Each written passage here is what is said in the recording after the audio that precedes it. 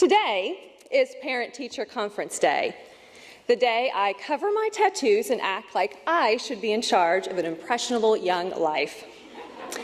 As if I'm not past 40, still love a good fart joke, and drink milk from the carton.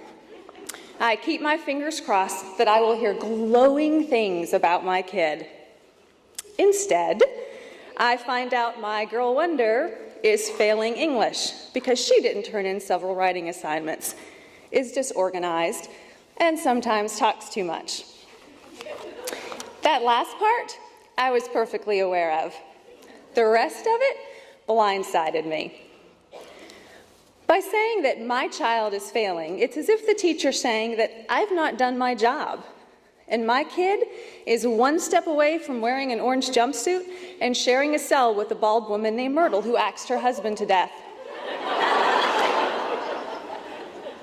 The teacher chatters on about how I need to create an environment conducive to learning, and inside my head, I'm chanting, just wait until I get home.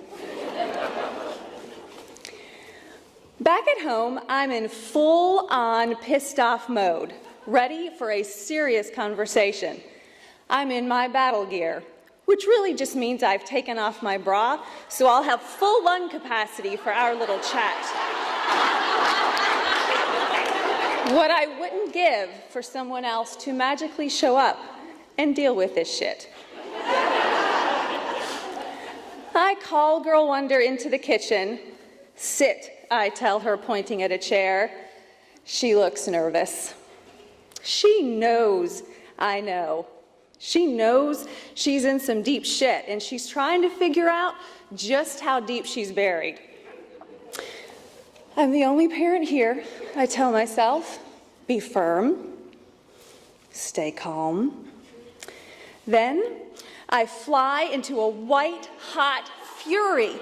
My hands are flying like a jacked-up orchestra conductor because I'm Italian and my hands serve as backup for my mouth. I yell about lying, about integrity, about a lack of responsibility. I yell about all the time I spend chauffeuring her across town.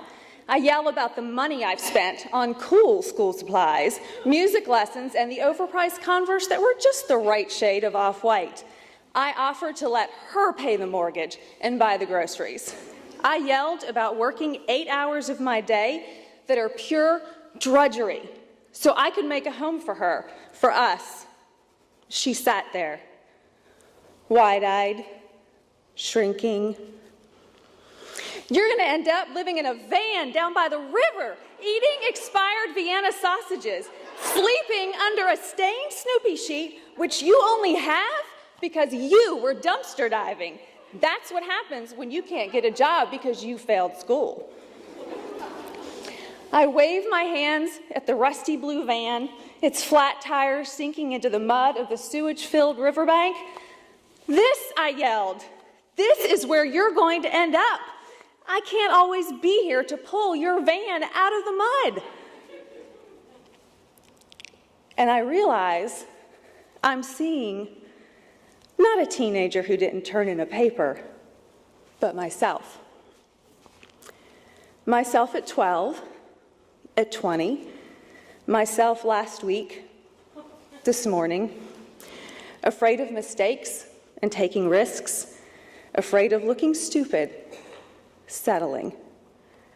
She's looking for a place to hide, and my anger snaps back at me like a live wire, jagged, ugly. My temper drowning out what I'm really trying to say.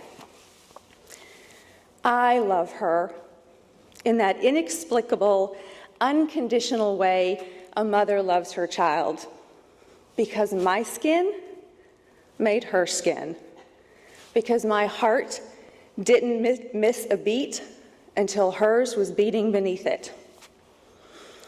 I sit across from her at the table and I lower my voice. I'm sorry, I yelled. In my head, not turning in your papers, failing class. It's one step away from moving into a van down by the river. It's not really about the paper, it's about me believing in you. You have amazing stuff in your brain, and I don't want you to waste it. This is about having balls. Girl balls. I met with a shocked, did my mother seriously just say the word balls stare? She did, Grasshopper, she did. I'm talking about tapping into your inner Rocky Balboa.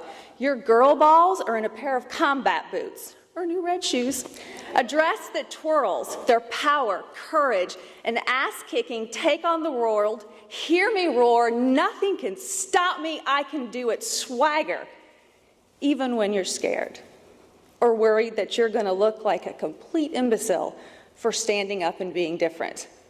They're for English papers and plucking violin strings. They're for holding on through big, scary moments in life and for saying words out loud that make you nervous because you don't know where they'll take you, but you have to say them because you really need to ask for help.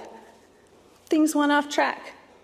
It happens, but we got to put it right. Suck it up, write your papers. Girl balls, kiddo. It's time to strap them on. I'm strapping mine on and wearing them till you're at least 30. That's a promise. Let's not repeat this conversation at school. I'm not ready for another conference.